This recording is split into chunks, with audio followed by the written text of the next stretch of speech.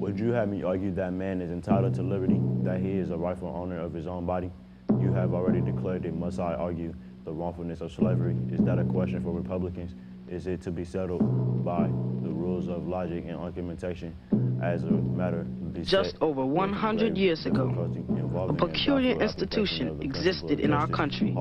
It was called slavery, a vicious system under which one out of every 5 Americans in the South was owned by another human being. Speaking of it, positively, negatively, affirmatively. Even though Americans, black and white, had fought and won a glorious revolution under the banner of freedom and justice for all, there was still to be no freedom, no justice for these millions of African Americans, men, women, children, a people stolen from their distant homeland and shipped like animals to do forced labor for masters who all too often treated them like animals.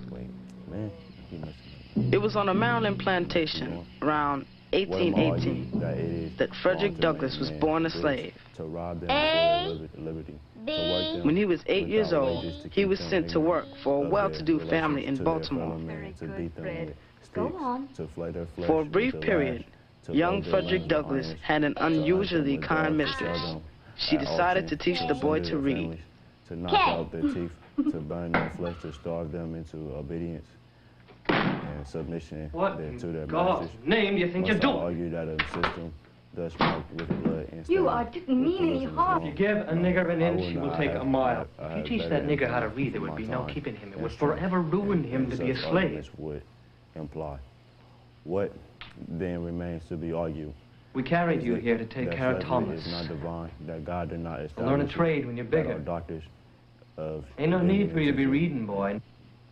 No need at all. Divinity mistaken. Frederick Douglass learned an important lesson that day. Knowledge is a key to freedom. He taught himself to read, often without anyone even realizing what he was doing. But as